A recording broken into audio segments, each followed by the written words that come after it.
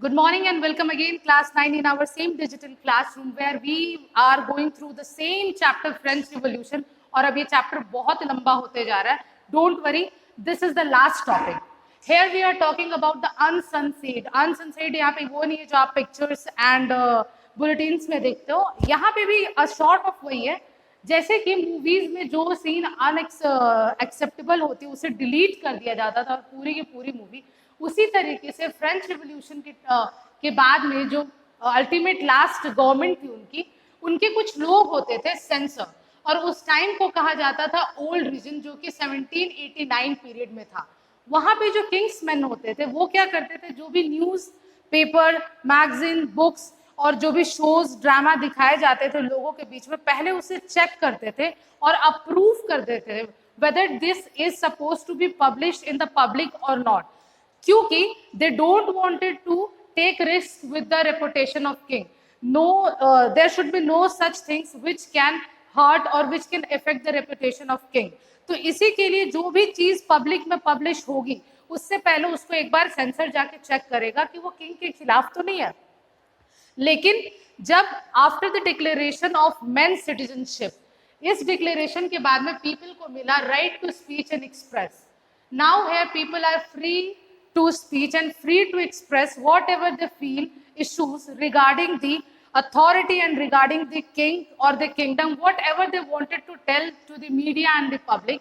अब उसके बाद सारे के सारे न्यूज़पेपर, मैगजीन्स, जो ड्रामा होते थे, पपेट शो होते थे, सब में जिनको जो बातें कहने का मन होता था कह देते थे.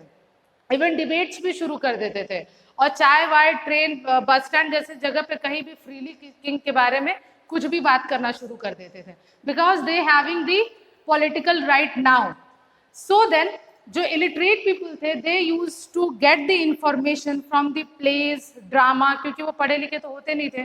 लेकिन जो पढ़े लिखे लोग होते थे they use to usually study through the books, magazine, newspaper. वो पॉलिटिकल मैटर्स के बारे में बात करते थे, जस्टिस के बारे में बात करते थे, and they always having some new ideas. So इस तरीके से फ्रांस में सब कुछ चेंज हो गया.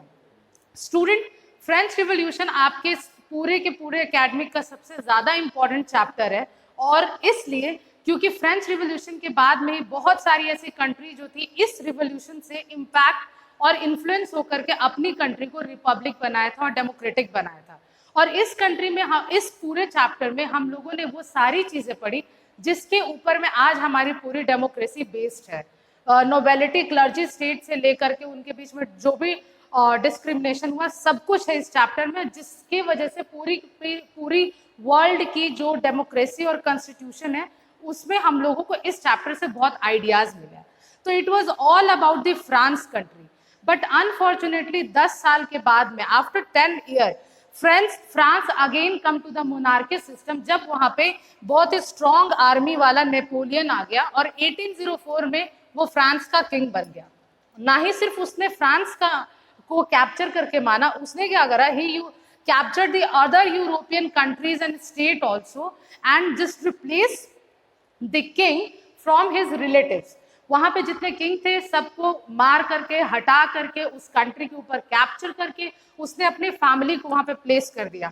बट ये सिस्टम ज्यादा दिन तक नहीं चला. उसने बहुत सारे लॉ पास किए, यूनिफॉर्म लॉ, दुनिया भर की चीजें अपनी पूरी सल्तनत बनाने के लिए, पूरा अपना पावरफुल इम्पैक्ट बनाने के लिए. But in 1815 battle of Waterloo Napoleon भी हार गया और ये चैप्टर खत्म हो गया. और थैंक गॉड ये चैप्टर खत्म हो गया.